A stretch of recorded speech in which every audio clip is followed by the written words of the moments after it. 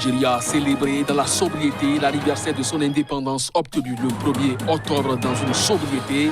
Le président Buhari a appelé les Nigérians à construire une nation forte et unifiée. L'Afrique du Sud a rouvert le 1er octobre ses frontières internationales après 6 mois de fermeture pour lutter contre la pandémie de Covid-19. Une aubaine pour les Zimbabwéens qui se sont rués vers la capitale sud-africaine. Au Burkina Faso, les cours ont repris ce 1er octobre après 6 mois de fermeture des écoles pour lutter contre Covid-19. Le gouvernement a rassuré les acteurs que les mesures ont été prises pour protéger les enfants. C'est là les titres à développer au cours de cette édition. Bonsoir à chacun, bonsoir à tous et bienvenue. Le Nigeria a célébré dans la sobriété l'anniversaire de son indépendance obtenue le 1er octobre 1960 de la couronne britannique. La fête s'est déroulée dans un stade peu rempli de la capitale Abuja, ceci en raison de la pandémie de Covid-19. Reportage.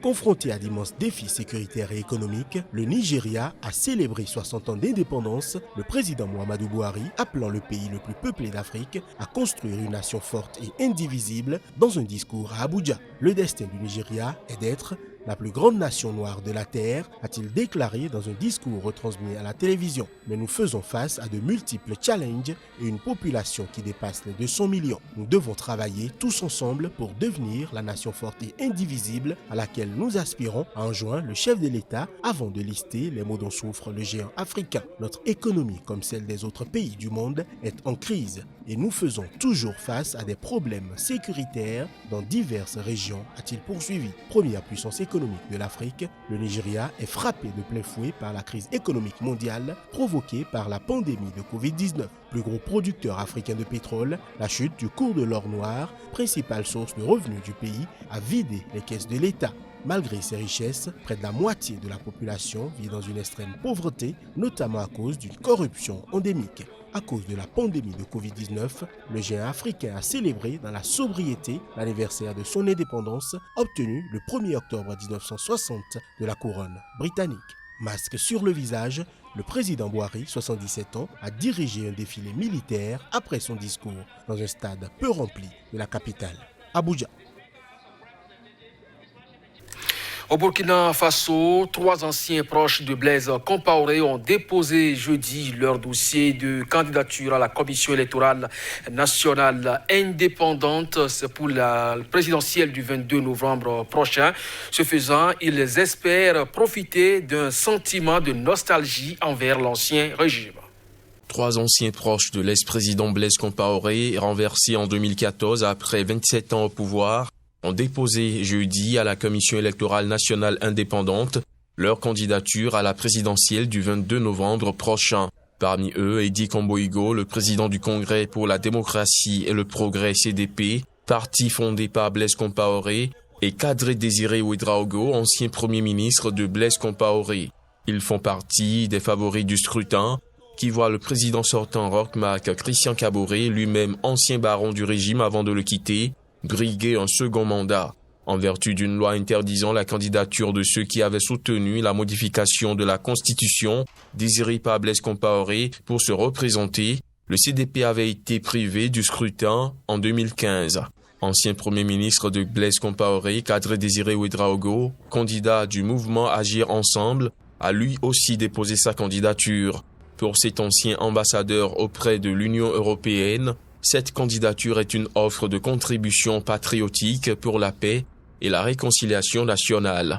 Autre proche de Blaise Compaoré candidat, Gilbert Noël Ouedraogo, qui avait été également exclu de la présidentielle de 2015. Une dizaine de candidats, dont le président Kaboré, ont déjà déposé leur dossier. Le chef de file de l'opposition, Zéphirin Diabré, devrait le faire ce vendredi. Toujours au Burkina Faso, les cours ont repris ce 1er octobre après 6 mois de fermeture des écoles pour lutter contre la propagation du nouveau coronavirus. Le gouvernement a rassuré les acteurs que les mesures ont été prises pour protéger les enfants. C'est le premier jour des classes au Burkina Faso après 6 mois de fermeture pour cause de coronavirus. Ce jeudi, apprenants, parents et acteurs du système éducatif étaient présents dans les écoles malgré les craintes liées à la pandémie. Le ministère de l'Éducation prévoit de reprendre le programme de l'année scolaire précédente jusqu'en mi-novembre avant de reprendre l'année en cours. Port de masque dans les salles de classe et dans la cour de l'école, mais pas de respect de la distanciation entre les écoliers. Le gouvernement se veut néanmoins rassurant. Que vraiment l'école ne soit pas le lieu où on vient attraper cette maladie, mais le lieu d'apprentissage et d'éducation. Dès le 16 mars, on avait fermé les classes à cause de la Covid. Et donc, à cette reprise-là, avec les classes intermédiaires, nous avons pu achever l'année avec les classes d'examen. Mais pour cette reprise, justement, pour tous les autres, nous avons prévu qu'il y ait un rattrapage à partir des cahiers de texte de l'an passé. Le 16 mars, les premiers cas d'infection ont contraint le gouvernement à ordonner la fermeture des 20 000 écoles du pays. Le Burkina Faso compte par ailleurs plus d'1 million de déplacés, dont 60% sont des enfants. Avant la fermeture totale de mars, 2512 écoles étaient déjà fermées à cause de l'insécurité et de la violence affectant l'éducation de plus de 350 000 enfants. Au Mali, la charte qui va organiser la transition des 18 prochains mois a été publiée ce jeudi au journal officiel. Le document tient compte d'une exigence primordiale de la CEDEAO sur les prérogatives du vice-président de transition, le colonel Assimi Goïta, chef de la junte. Selon un document officiel publié ce jeudi, les militaires qui ont renversé le président Ibrahim Boubacar Keïta le 18 août dernier ont renoncé à ce que le colonel Assimi Goïta, investi vice-président transitoire il y a quelques jours, puisse remplacer le président dans la transition qui vient de s'ouvrir en cas d'empêchement de ce dernier. En prenant cette décision, la junte accède là à une exigence primordiale de la communauté économique des États de l'Afrique de l'Ouest, CEDEAO, pour lever les sanctions imposées au Mali le 20 août dernier, au premier rang desquelles un embargo commercial et financier. Le représentant de la CEDEAO au Mali, Hamidou Boli, a indiqué peu avant l'officialisation de cette concession que les sanctions pourraient être levées rapidement, parce qu'il y a eu des actions majeures de la junte en direction de la CEDEAO. Les militaires dans le putsch a parachevé des mois de contestation politique alimentée par l'exaspération des Maliens, se sont engagés à rendre le pouvoir aux civils à l'issue d'une période transitoire de 18 mois.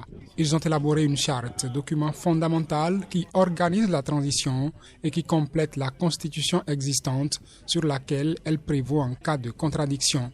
Mais aucune version finale de cette charte n'avait été publiée avant ce jeudi, bien qu'elle ait servi il y a quelques jours à fonder l'investiture du président Bandaou et du vice-président de transition, le colonel Goïta. La charte assigne pour objectif à la transition le rétablissement de la sécurité sur tout le territoire, dont les 2/3 échappent au contrôle du pouvoir central, le redressement de l'État et l'organisation d'élections générales. En République démocratique du Congo, 11 personnes ont été tuées dans des combats entre l'armée et une milice qui a signé un accord de paix. C'est ce qu'ont indiqué ce jeudi des sources onusiennes. Selon des informations relayées par la radio onusienne Okapi, 3 militaires, 6 miliciens et 2 civils ont été tués dans des combats entre l'armée et des membres du Front de résistance patriotique de l'Ituri, FRPI, dans la nuit de mercredi à jeudi. 10 personnes ont été grièvement blessées, parmi lesquelles 6 miliciens et 4 soldats, a indiqué la même source. Les soldats de l'armée régulière auraient ouvert le feu pour disperser des miliciens qui voulaient s'en prendre à leur commandement. En présence des Nations Unies, le Front a signé un accord de paix avec le gouvernement congolais le 28 février dernier en Ituri, dans le nord-est de la République démocratique du Congo. L'accord prévoyait le cessez-le-feu, l'intégration d'anciens miliciens à l'armée régulière, ainsi qu'un projet de loi pour amnistier les rebelles, sauf pour les crimes de guerre ou crimes contre l'humanité. Les combattants, plusieurs centaines, étaient depuis cantonnés dans l'attente de leur réinsertion. Le front est une survivance du conflit communautaire qui avait fait des dizaines de milliers de morts en Ituri entre 1999 et 2003, jusqu'à l'intervention d'une force européenne, Artemis, sous commandement français.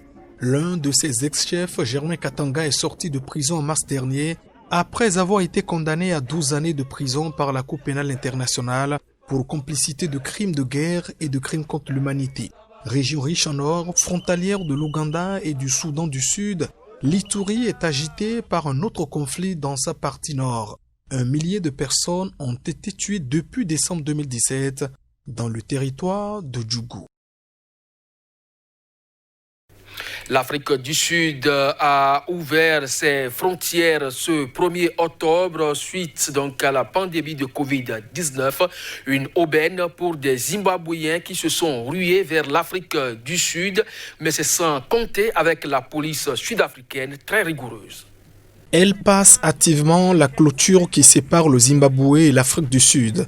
Comme Memory Choke, de nombreux Zimbabwéens se sont rués vers les supermarchés sud-africains dès la rouverture des frontières du plus riche pays du continent.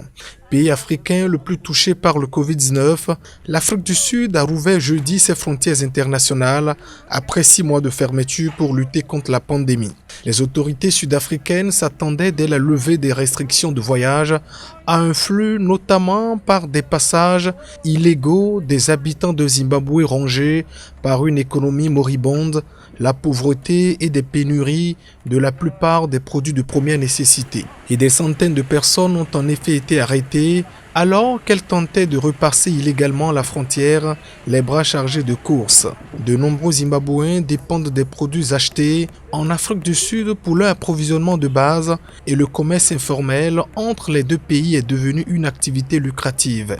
Certains se risquent même à traverser le Limpopo, rivière infestée de crocodiles qui sépare les deux pays pour accéder aux magasins sud-africains où les prix sont plus abordables. Les autorités zimbabwéennes avaient annoncé une reprise des voyages internationaux le 1er octobre comme son voisin sud-africain. Avant la crise sanitaire, des milliers de Zimbabwéens entraient chaque jour en Afrique du Sud. On pouvait arrêter la même personne 20 fois, rappelle-t-il. La frontière séparant l'Afrique du Sud et le Zimbabwe est notoirement poreuse depuis sa désélectrification en 1994. Un projet de plusieurs millions de rands pour la rétablir a été jugé cette année inadéquat et trop cher par le Parlement sud-africain. Voilà, c'est cette information que se referme pour ce journal. Merci à vous de nous avoir suivis. Très belle suite de programmes sur Sika. Très bientôt.